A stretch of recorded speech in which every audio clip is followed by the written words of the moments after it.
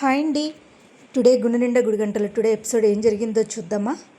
ఏమండి, మనకి చాలా మంచి పూల ఆర్డర్ వచ్చింది కదా, మనం రవి వాళ్ళని అడుగుదామా? అడిగితే ఏమంటాడో ఏంటో అంటూ వస్తూ ఉంటారు. ఓ పక్క నుంచి మన రవి శృతి ఇద్దరు కూడా మాట్లాడుకుంటూ ఉంటారు. నువ్వు ఇలాంటివి చూసావంటే మటుకు ఊరుకోని, నాకు ఇష్టం లేకుండా నీ నీ ఇష్టంతో నాకేం పని అనుకుంటూ ఉంటారు. అరే రవి, అన్నయ్య రా అన్నయ్య, ఏంట్రా మీ ఇద్దరు ఏదో మాటల్లో ఉన్నట్టున్నారు. అదేం లేదులే అన్నయ్య, అయినా ఇది పట్టుకెళ్ళిపోండి, మీ అన్నని మీ తమ్ముడిని తీసుకెళ్ళిపోండి. ఏమైందమ్మా అంటే, రవి మీరేదో పనిలో ఉన్నట్టున్నారు, అదేం కాదు మీరు చెప్పండి అన్నయ్య అంటే, అది కాదు రవి, నాకు మంచి ఆర్డర్ వచ్చింది, నాకు ఒక 40,000 కావాలి. నాకు 40,000 కావాలి. అదేంటన్నయ్య, అదేంటి వదిన అలా అడుగుతారు? అయ్యో నేనిస్తానంటూ ఒకరికొకళ్ళు అంటూ ఉంటారు. నేనిస్తానని చెప్పేసి, అదేంట్రా మీరిద్దరిలో ఇవ్వడంలో కూడా మీ ఇద్దరు కొట్టుకుంటారా? అదేం కాదు అన్నయ్య, నువ్వు నన్ను చిన్నప్పటి నుంచి చదివించావు, ఆ మాత్రం నీకు లేదా? మీనా, నీకు ఏం కావాలన్నా నన్ను అడగమన్నాను కదా మీనా, అందులో కూడా మొహమాట ఏంటి మీనా? సరేరా, సరే మీ ఇష్టం, మీరు ఇవ్వండిరా అంటూ ఉంటుంది అని మన బాలు అంటాడు. ఇంకా బాలు అన్నాక చింతామణి ఆలోచిస్తూ ఉంటుంది. అక్కడ డ్యాన్స్ చేస్తూ ఎలాగైనా సరే మీనాని ఎలాగైనా పడగొట్టాలని చూస్తూ ఉంటుంది. ఈ లోపల డ్యాన్స్ చేస్తూ, మీరు చాలా బాగా చేస్తున్నారే, ఇంత బాగా ఎలా నేర్చుకున్నారు అంటూ మన ప్రభావతిని కామాక్షి అడుగుతారు. ఇంకా రేపొద్దున మీరు అరంగేట్రం చేయడమే, డ్యాన్స్ చేయడమే అంటే ఏదో కొద్దో గొప్పటి చేసుకోవడమేనండి. మీకు ఫోన్ వస్తున్నట్టుంది, వద్దులేండి, డ్యాన్స్ ప్రాక్టీస్ చేసేటప్పుడు ఈ ఫోన్లో అయ్యి తీసుకోనంటే పర్వాలేదు, మీరు వెళ్ళి మాట్లాడండి అంటూ మన ప్రభావతి చెప్తుంది. వెళ్ళి ఫోన్ తీసుకుని, ఏరా ఏమైంది మేడం, మనకు వచ్చే పెద్ద ఆర్డర్ మీనాకే వచ్చింది. అవునా, దాని సంగతి ఏంటో తేలుస్తాను రా, నువ్వేమీ ఆలోచించుకుని పని నువ్వు చూసుకో అని చెప్తూ ఉంటుంది.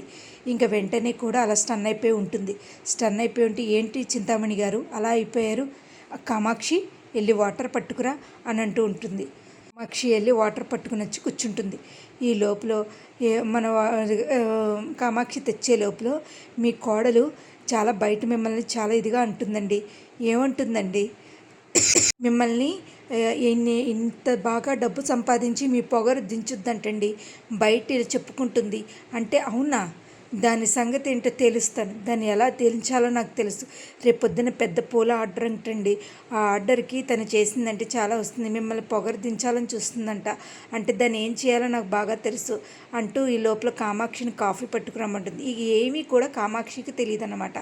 ఇంకా ఇంటికి వచ్చేసరికి, ఇంటి చూసేసరికి మన మీనా, మామయ్య మీకు టీ కావాలా కాఫీ కావాలా అంటే, అమ్మ మీ అత్తయ్య కూడా వస్తుంది, మీ అత్తయ్య నాదేమైనా తగలబెట్టండి. ఏంటి ఏమైంది నీకు? ఇది నా పొగరు దించాలని అనుకుంటుందంట, ఎన్నెన్ని మాటలు అంటుందో తెలుసా? బయటికి వెళ్ళి ఈ పూలమ్ముకునేది చాలా ఎక్కువైపోయింది అని అంటూ తిడుతూ ఉంటుంది. ఏంటత్తయ్య నేను అలా అంటవేంటి? అవును, నువ్వు అన్నావు కాబట్టి నేను అంటున్నాను. మీకెవరు చెప్పారు అత్తయ్య? నేను ఎవరు చెప్పారనేది నేను చెప్పను. అదేంటి ఆంటీ, అది కరెక్టేనా? శృతి, నీకు ఇందులో సంబంధం లేదు. ఏంటి రోహిణి, నీకేంటి అని అంటే, నీకు అనవసరం, అత్తయ్య ఏదో అన్నారు అంటే అది నీకు అనవసరం రోహిణి అని అంటూ ఉంటారు.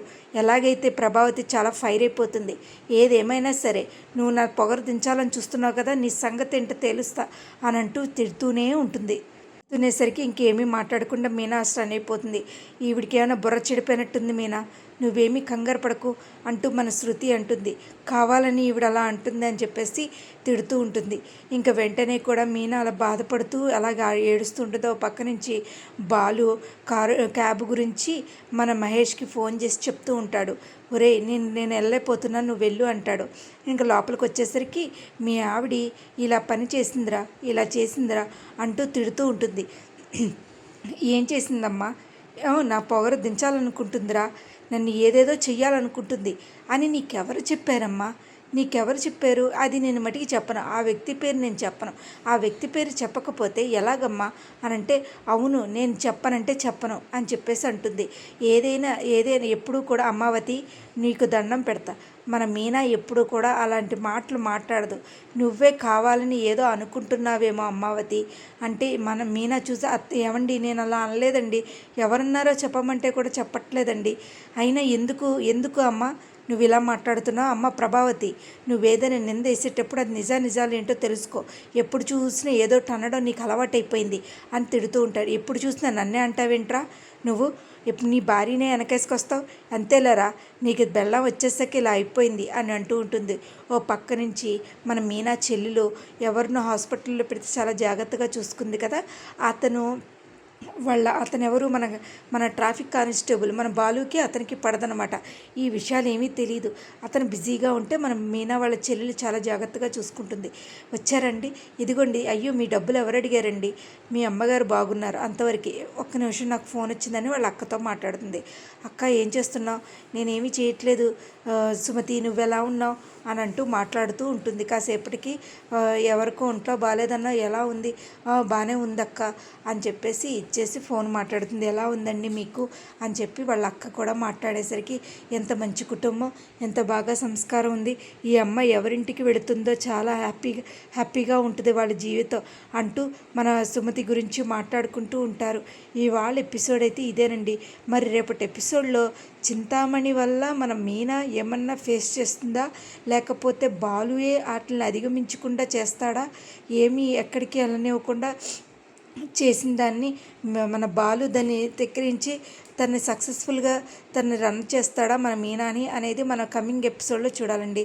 ఇవాళ ఎపిసోడ్ అయితే ఇదేనండి. మరి రేపటి ఎపిసోడ్లో ఏం జరుగుద్దో చూడాలండి.